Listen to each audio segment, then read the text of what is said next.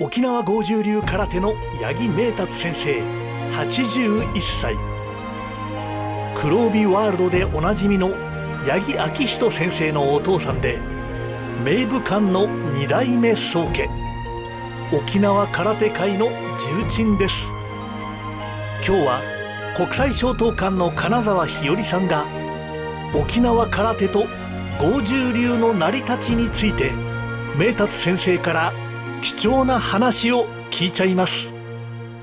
さあ晴天の沖縄を歩いてみましょう。こんにちは、はじめまして、金沢ひよりと申します。よろしくお願いします。八木明達でございます。よろしくお願いします。ひよりさん、はい。八木明達先生に先ほどね、はい、なんかパンフレットの写真を見せてもらったんです。あ、そうですね。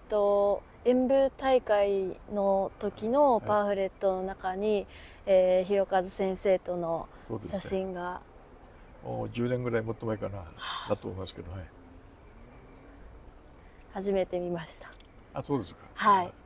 空手もどれぐらいなさってるんですか。空手は3歳の時に始めて、で今28なんで20何年かやってるんですが、途中も空手から離れる期間っていうのがあって、中学高校とほとんどやってないですね。あ、そうですか。はい。秋人ってあれも3歳からずっとやってますからね。八木明徳からだったんだ。せっかくね、お父さんが有名な方ですから、ずっと続けてほしいと思いますね。はい、頑張ります。ありがとうございます。八木昭仁先生もはい3代目じゃないですか。3代目ですね。で、金沢日和さんも3代目なんです。じゃあ一緒ですね。はい。3代目同士そう、頑張ります。お父様は金田広和先生の息子さん。そうです、長男です。はい。あったと思うんですけどね、大会で。でも以前うちの大会にいらっしゃった時の演舞を兄弟3人でやってたっていう話を聞いて。なるほど、はいはい。見たような感じしますね。私松濤館空手というものを、やっているんですが、先生から見て松濤館流と剛柔流の違いというか、何かありますか。松濤館はもともと船越一先生が東京を渡って広めたあれですけども、沖縄でいう少林流なんですよ。小林流方はほとんどいいんですよね。ただ名前が、沖縄小林流の基本型が内範地というんですけども、内地の方では鉄器と言ってると、内方は一緒ですけどね。そういうのがあって、私が見た感じではやはり沖縄でもそうですけど、剛柔流と少林の大きく違うところは松濤館の方でもですね、スピードとパワーがありますね。沖縄剛柔流はどっちかというとスピードは重視しなくて体を丹田する方が力入ってるもんですから、それが多少違う感じで、やはりキビキビとして、これだけ世界に広めてますから、大変なもんだと思いますね。型は松濤館いくつぐらいなんですか。剛柔流は12しかないんですよ。12。そうなんですね。基本型の三鎮というのがあって、兵種型というのがあって、天正となって、それから回収型というのがあってですね。回収型とあるんですよ。だから全部で12、50。沖縄型少ないですよ。だから上地流も8つしかないし、少林流でも10ぐらいしかないから、首都流なんか50ぐらいあるでしょ。あれは伊藤三高と日川の官僚ですかね。少林流剛柔流もんですから型多いですよ。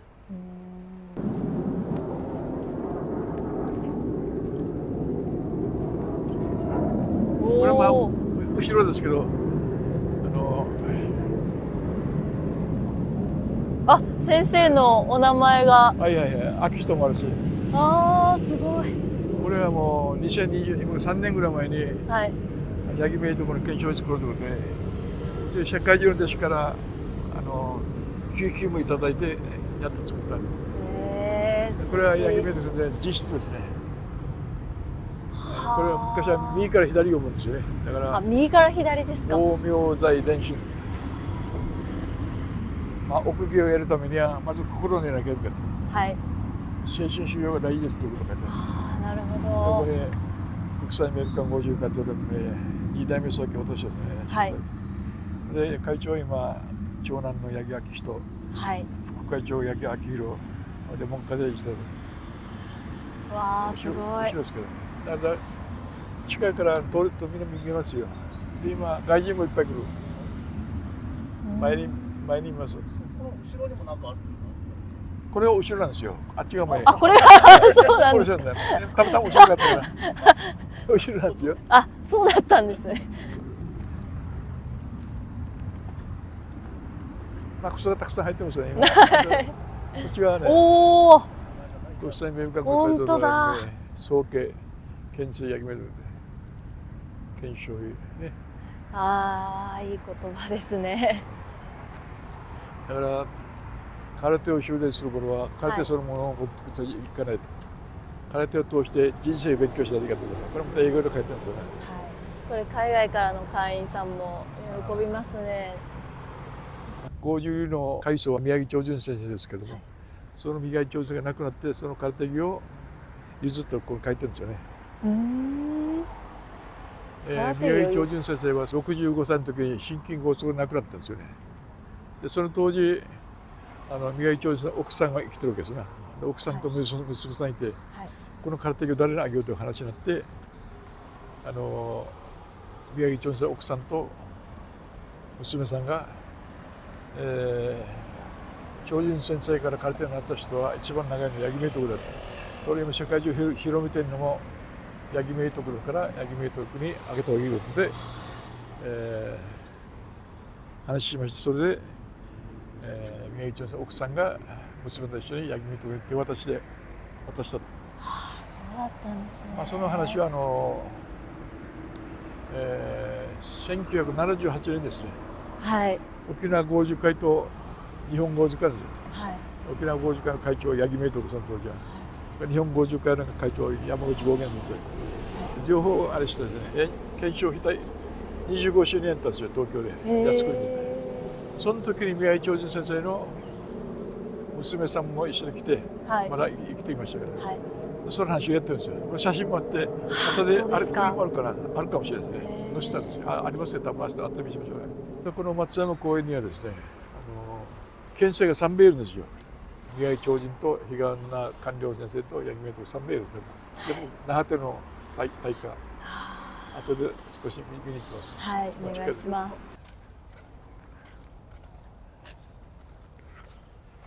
うわー、大きい。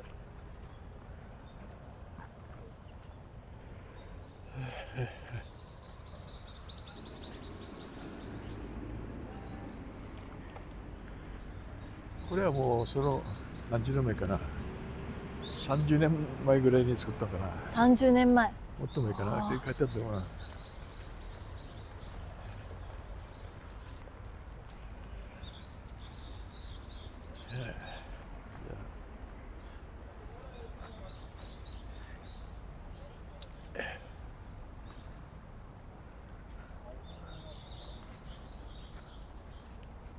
ここに名前書かれてるよ。ああ、そうですね。あ、2人名前書いてある。比嘉女官僚とね、宮城その後継者。いつ作ったか書いてると思うんですよ。いつなってます？ 1987年。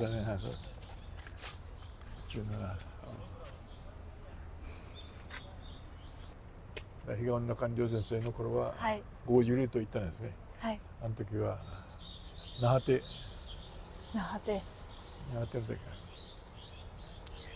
首里手泊まり出たんですよね。はい、首里手泊まりでは今の少林寺になりますけど、はい、ところが空手家本人たちは那覇手を呼んでないです。そこ周囲にいる人たちが見て、あの人は那覇手だと。本人は私那覇手とは言ってないです。あ、そうなんですか。比嘉女官僚先生が24歳の時、私の本に書いてますけどね、中国福建省に武術をさらに深めていくんですよね。はい、だってその当時はもう琉球ですから、みんな50里も少林上地里もほとんど中国来るんですよ。はい、中国伝してだから、官僚先生は24歳の時に船員と一緒に中国渡ったんですよね。それで本にも書いてますけど、なかなかこの先生紹介しないと、ある程度のお金積んでアーティさんとね、本にも書いてますけど、それでとにかく紹介してもらって、最初は両党という柱の両党という先生が習ったわけですね。はい。それから2年ぐらい習って、その先生が部災があることを発見して、それでその当時の二大大会である、劉龍光先生という人を紹介するんですね。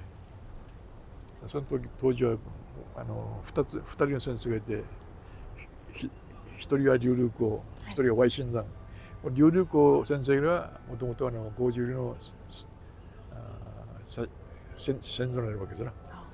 Y新山というのはやっぱり少林流の系統と思うんですね。はい、劉龍光先生から7、8年になって、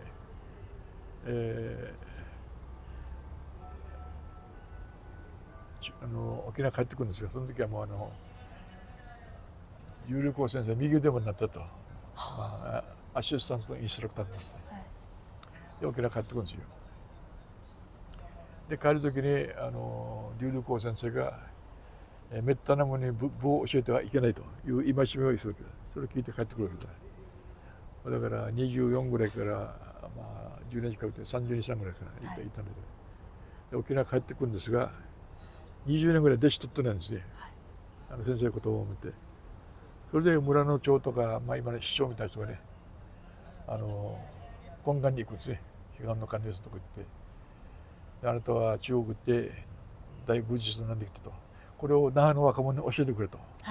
懇願に行くんですが、先生の戒めもあるもんですから、いや、私はまだまだ修行中で教える立場じゃないと断って、それでも市長とかこの村の長へ何回も懇願するんです。それでやっと OK するわけで、じゃあ教えましょうということで、大体官僚先生が50前後の時に、弟子を取ったと。その中に宮城長順先生とか大分で許田十八先生とかですね、他にマダム橋慶とかもう5、6名いたんでしょうね。そういうことで那覇ってから50年ですけどね。50年歴史はまた後でも話してもいいけど、長引く盛りだくさん、盛りだくさん、はい、すごい。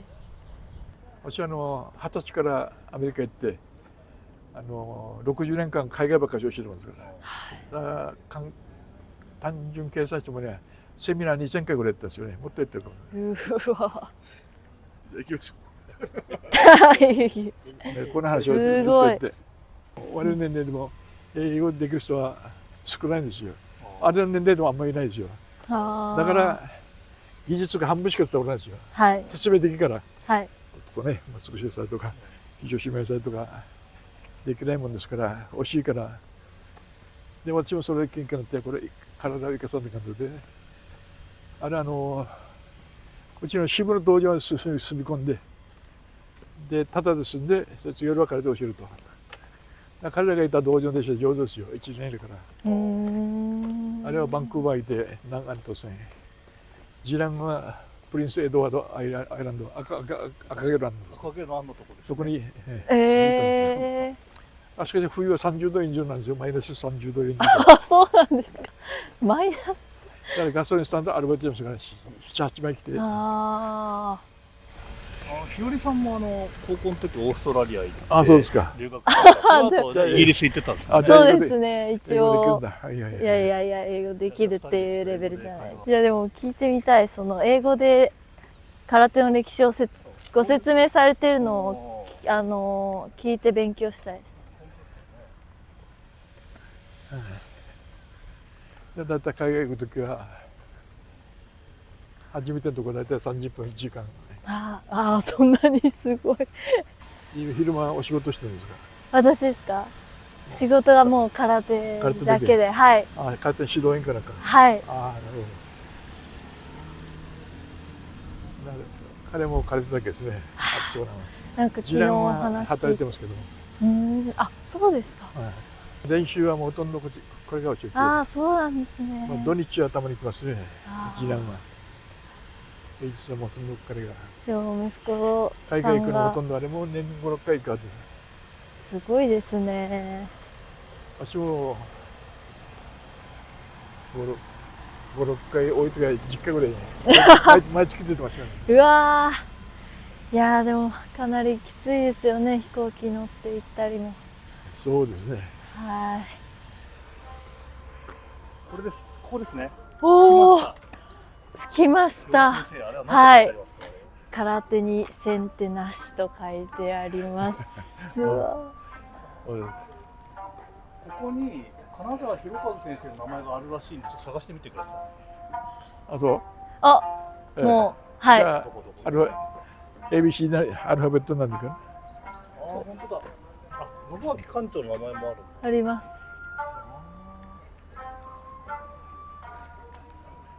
ええ、ああ、本当だ。これ前からだった？これだけ後から初めからある。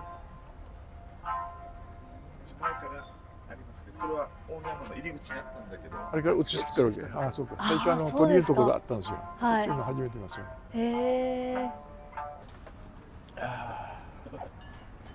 少し楽だな。アイスコーヒーとかないのかな。年寄りアイスコーヒー買ってきましょうね。いや、車ないからなんだろうな。ちょっと金沢博和先生との、はい。まあちょっと思い出とか、その家に伺った時の話とかをちょこっと。もう何ですかね。もう10年ぐらい前ですから、まあ電話したら快く引き受けてくれて、自宅に来てくださいということで、うちの茨城の弟子と一緒にお邪魔したんですよ。で、快く迎えてもらって、まああまり細かい話はしなかったですけどね。まあだから私も八木明徳先生が金田先生の時に空手演舞したという話で、そうですか。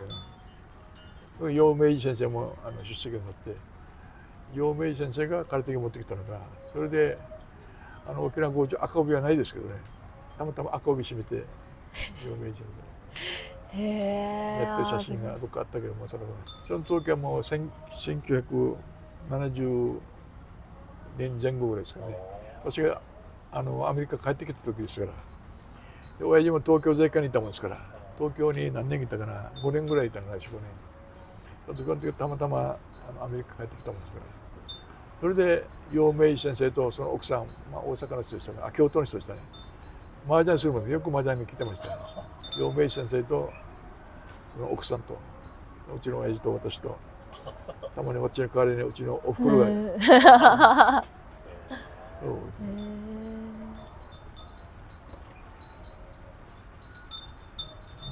そんなに思い出は金田先生とはないんですが、それでまあ10年ぐらい前に何が大会が2つぐらい重ねてますかな、52の郷士先生のところと同じ1日2日遅れで超党会もあったもんですから、はい、両方行って。ありがとうございます。結婚式の話知らなかったです、私。まだ独身ですか？結婚なさってる？私はまだしてないです。早めにやります。早めの方がいいですか？